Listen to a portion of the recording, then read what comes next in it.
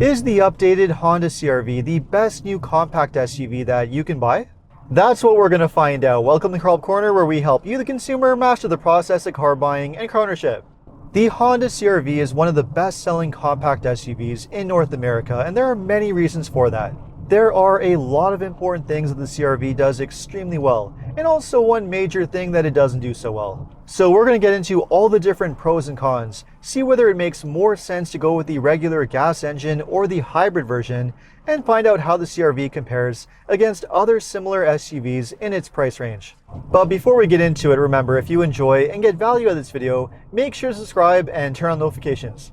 So the Honda CR-V was completely redesigned for 2023, but there have been some updates made for 2024 as well. The CR-V is available in 6 different trim levels in the US and 5 different trims in Canada. You have 3 different trims for the regular gas engine, and you also have 3 trims for the hybrid in the US and 2 trims for the hybrid in Canada. Honda has added a brand new Sport L trim to the hybrid lineup, which sits right in between the Sport and the Sport Touring in terms of features and price. The equivalent to this in Canada is the brand new EXL hybrid trim, which sits right below the Touring trim.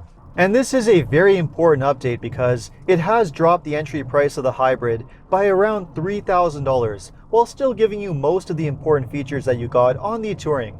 Now, next to deciding which trim level to go for, you also have to decide between the 2 different engines. Now, as mentioned, there are 2 different ones.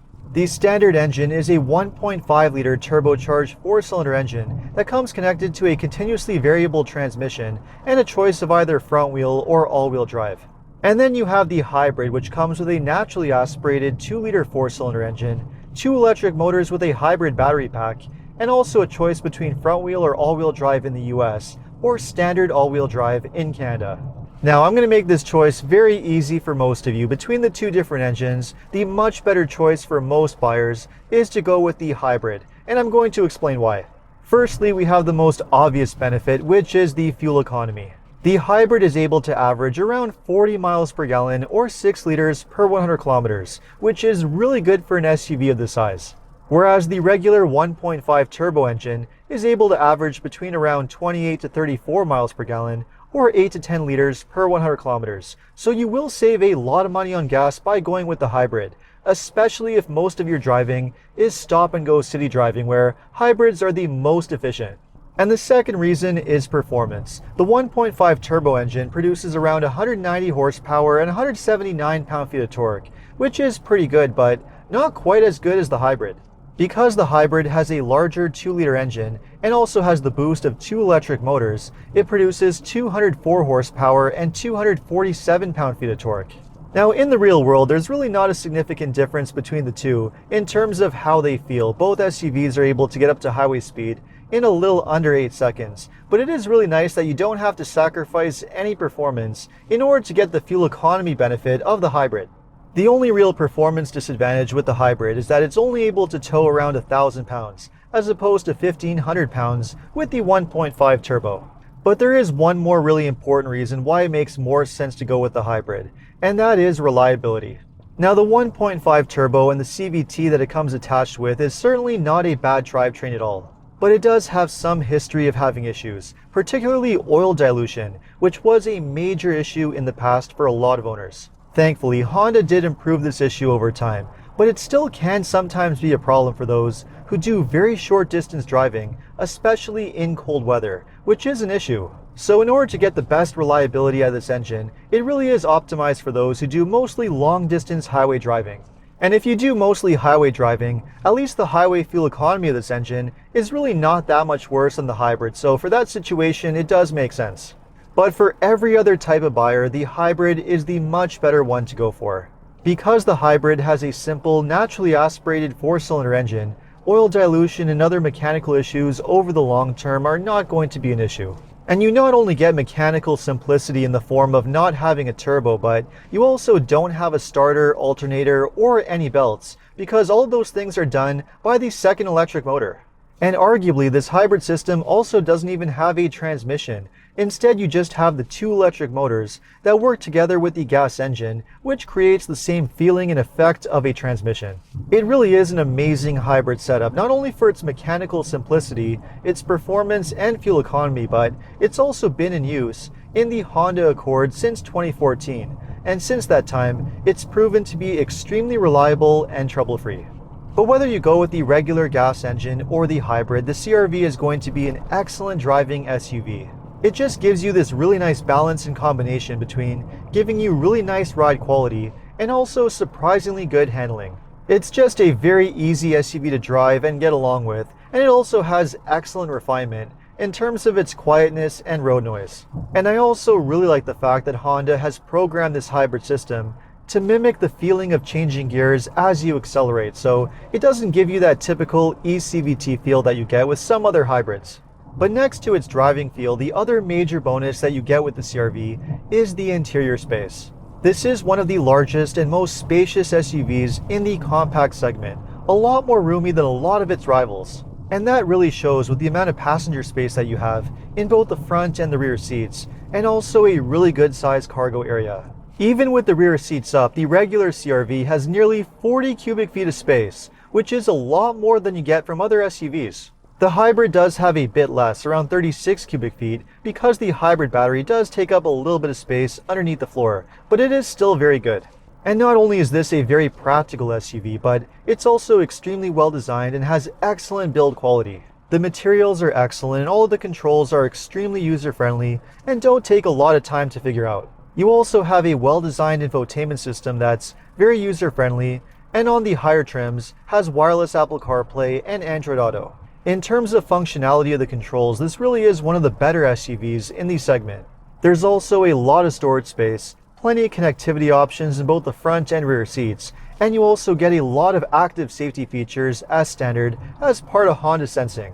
And not only does Honda give you a lot of active safety technology, but the CR-V is also rated a top safety pick by the IIHS, so it has a really good safety rating as well. But even though the CR-V does a lot of things extremely well, there is certainly some room for improvement. For one thing, on the higher trims, there are quite a few features missing that you would expect to see. For example, you don't get a surround view 360 camera, which is a little bit unusual. You also can't get ventilated front seats or a panoramic sunroof. And those missing features are even more surprising because of the next major issue, which is the pricing, which is quite a bit higher than you might expect. The CR-V is priced from between $30,000 to $36,000 US for the regular gas engine, or around $35,000 to $40,000 for the hybrid.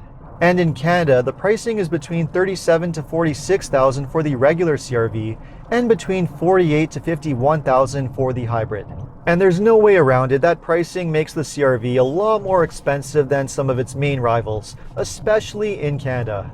For example, in Canada, for the same price as a CR-V hybrid, you can actually get a Toyota RAV4 Hybrid for around $5,000 to $10,000 less, depending on which trim level you compare. It's nice that Honda tried to expand the CR-V for 2024 by bringing in a cheaper trim level, but they really need to go a lot further than that and really bring down that pricing. But that being said, the advertised price is one thing. Another thing is the real-world situation, which could be a whole lot different. For example, it's well known that a lot of other hybrids, especially Toyota hybrids, can have an extremely long waiting period, sometimes over a year long. And in the US, you might be faced with significant dealer markups as well, which does take away your savings.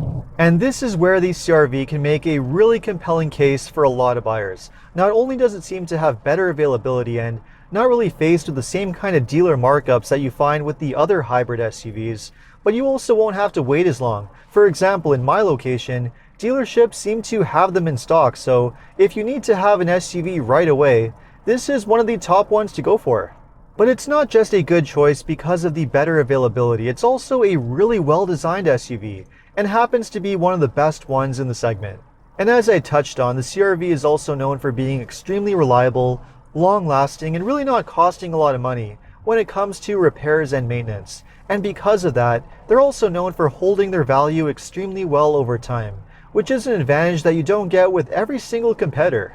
Other similar SUVs that also give you a lot of the same benefits include the Toyota Venza and the Toyota RAV4, the Mazda CX-5 and CX-50, and also the Subaru Forester and Subaru Outback. The Hyundai Tucson and the Kia Sportage, or the Sportage as it's known in the US, are also sold as hybrids. And they are really well-designed vehicles, although arguably, they don't have the same well-proven, strong reputation for reliability that you get with the Honda and Toyota. When it comes to making hybrids, these two brands have really been doing it longer than anybody else, and are the two safest ones to go for. So even though I wish it were less expensive, there's no arguing that the CR-V is still a really good choice to go for. In the near future, I will be doing a comparison video between the updated CR-V and the 2024 Mazda CX-5 and Toyota RAV4. But in the meantime, let me know, would you consider buying the Honda CR-V? Let me know in the comments. And if you enjoyed this video, make sure to like and subscribe. You can also take a look at my other videos by clicking these links over here. Make sure to follow me on Instagram. And if you need additional car buying advice, recommendations, or help with getting a great deal on your next new car purchase, make sure to visit carhelpcan.com. Thanks so much for watching, and see you next time.